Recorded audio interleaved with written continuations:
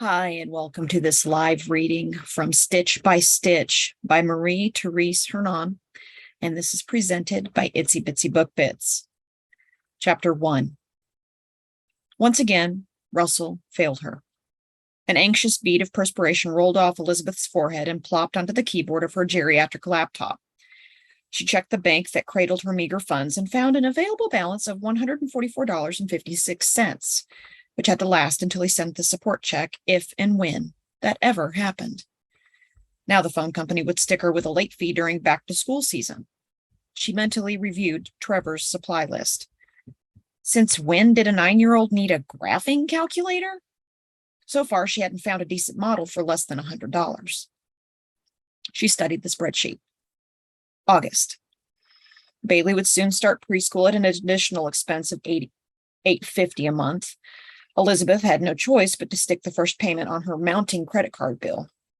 She owed her divorce attorney too, but she should sue the lazy wench for malpractice.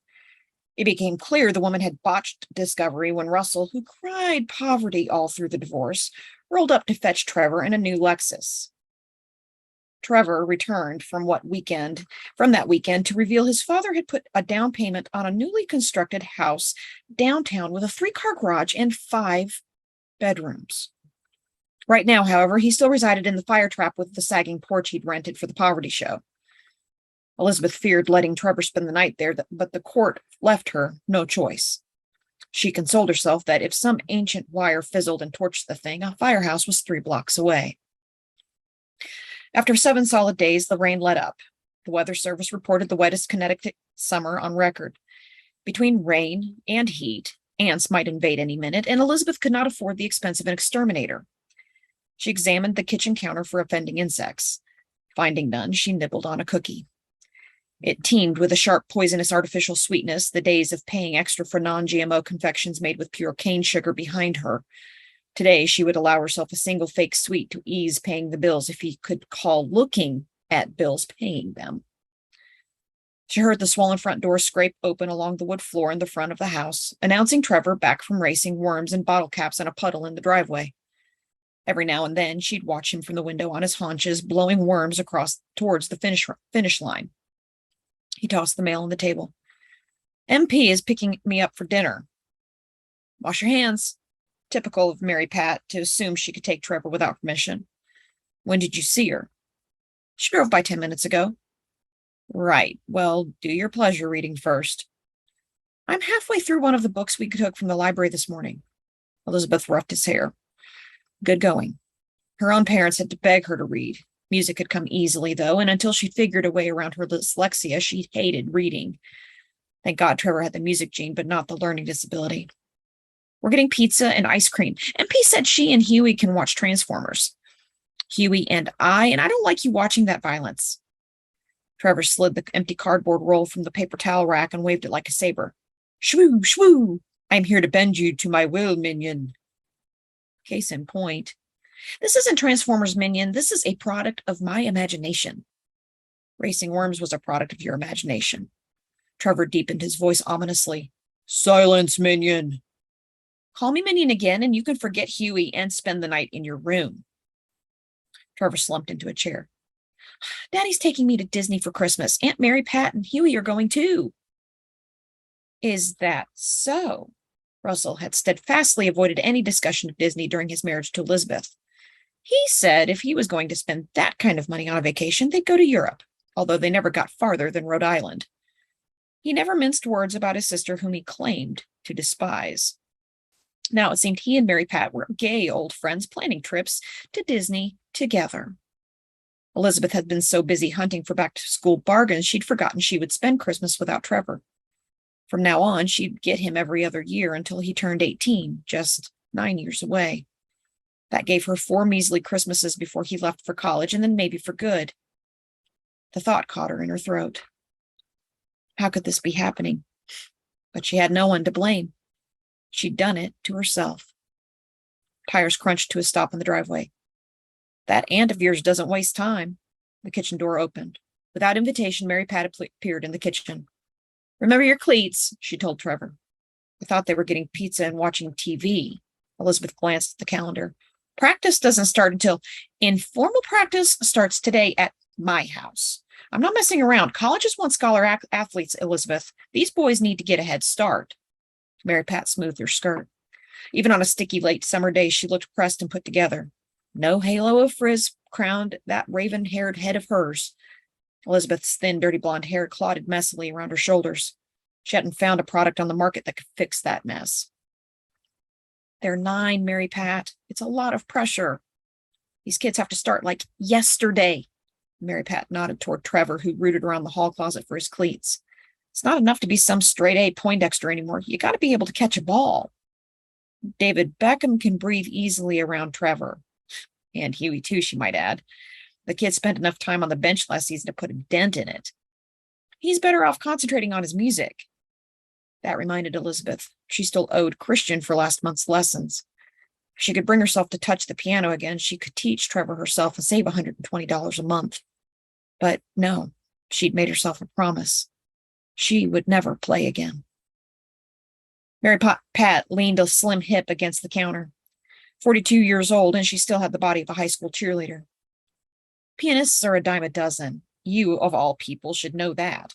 If a kid wants a scholarship, he'd better play the tuba. Tuba players are not a dime a dozen. Do you know why? Because no kid in his right mind wants to be the loser playing the tuba in the high school band. No kid in his right mind wants to be in the band because band kids are the ones who get picked on. You know what they call band kids, Elizabeth? Band geeks. Do you want your kid to be a band geek? He loves music. Who cares what anyone else thinks? The washing machine shifted into spin cycle and commenced its noisy rumba from behind the door off the kitchen. Elizabeth had learned to ignore it.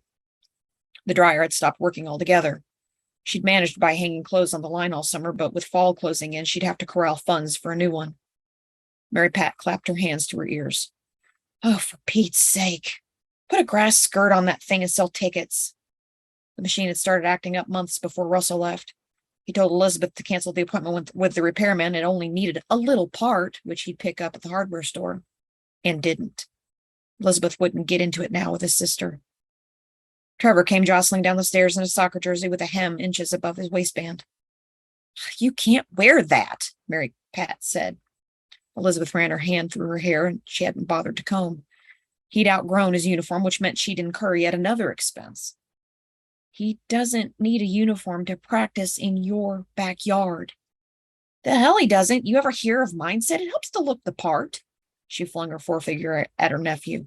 Take that thing off, Trev. Huey has a shirt you can borrow. Elizabeth felt punched in the stomach. Mary Pat eyed the tub of substandard cookies. Formal practice starts next week. Trevor will need a uniform. How does it feel to be perfect? Elizabeth wanted to ask. How does it feel to be the successful real estate agent everyone recognizes from the billboard on Route 16? How does it feel to drive a Range Rover with 4 good tires? Or laze by an in-ground pool watching your kid bobble in water you paid somebody else to clean? Elizabeth would wring Mary Pat's neck if she weren't grossed out by that Frankenstein bolt of a mole popping from the side of it. It was Mary Pat's only physically unappealing attribute. Elizabeth thought for sure she'd have it removed years ago, but Mary Pat hadn't. For Elizabeth, the ugly blob of skin served as a metaphor for her sister-in-law's character. She never concluded a conversation with her former sister-in-law without giving that mole a good 3-second glare. No offense, Mary Pat said, but what are your plans? You can't sit home forever. I'm raising 2 children. Exactly. You need an income. My children need someone to take care of them. Decent daycare is $1,200 a month. And when you factor in dry cleaning, transit, and the fact that a job would leave me 0 time with the kids, I'm lucky if I'd break even. I don't see the point. Yeah, another excuse. Elizabeth resisted telling her former sister-in-law the truth. If Bailey turned out to have a learning disability, she'd need a full-time advocate. Elizabeth would probably still be in 1st grade if her own mother hadn't stayed home to give her the extra help she needed. Get what's her name to watch the kids, Mary Pat demanded. Who? The one across the street who helped out when you went to court. Nancy. I don't want to take advantage of her. Mary Pat shrugged. It doesn't sound like she has much going on. Sometimes you need to take advantage of an opportunity. I don't feel comfortable doing that. Mary Pat threw a derogatory glance at the heap of unread mail on the table beside the blob of grape jelly. It seems to me you're entirely too comfortable. How do you live like this?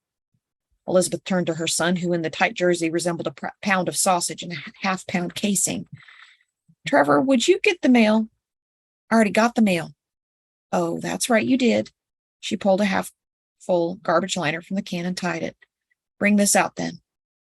Do I have to? Yes. Elizabeth focused her eyes on the bit of hair that obscured the offending mole, her vow to not mention Russell's shortcomings to his sister frayed to a thread. If your brother sent the support check on time, we'd be okay. He's been playing games all summer. Mary Pat pulled a face. You brought this on yourself. Everybody in town knew what Elizabeth's father had done to her mother. Everybody. So when Russell made his misstep, as he called it, Elizabeth overreacted, which was normal and understandable, her therapist said, when she could still afford the copay. She held up bitten nails. Please go. Take good care of my son, but just please go. My pleasure. Mary Pat turned to go. She spun back around and looked Elizabeth in the face. One of these days, I'll tell you exactly what I think. I'm tired of being polite. I've had to take down my wedding pictures because you're in them. From behind Mary Pat's perfect orthodontia, Elizabeth perceived a glint of froth. I'm sorry you feel that way. The self-help book Elizabeth had taken from the library recommended the use of I'm sorry you feel that way when confronted by toxic individuals like Mary Pat. Even so, it felt passive-aggressive. Sorry, I feel that way? Sorry that you're a whore? I'm sorry you feel that way, Elizabeth said again with more enthusiasm. You should be sorry that you committed adultery and gave birth to a bastard. Keep your voice down. That bastard is taking her nap. The sunny blue eyes that made Mary Pat famous in high school went dark. Do you even know whose baby that is? It's not my brother's baby. That baby is nothing to me.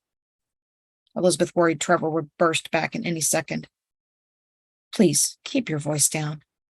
What, you don't want your son finding out? Because one of these days he will find out. You're going to hell for what you did to him and my brother. How can you even look at yourself in the mirror? Please leave.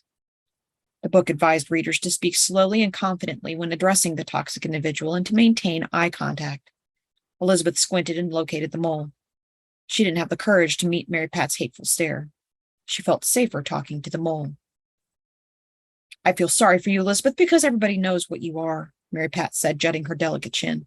You're garbage. I should tell your son to throw you in the trash where you belong, but I won't because I'm not that kind of person. But one day, somebody will. When that day comes, this whole fantasy world of yours is going to fall apart. The Mother's Day card Trevor handmade for Elizabeth last May hung on the refrigerator, its edges curling in the humidity. Mary Pat plucked it from under the magnet. Treasure this little piece of crap, she said. Don't count on getting too many more of them. Mary Pat slammed the door behind her. Elizabeth gripped the edge of the table, certain she would faint.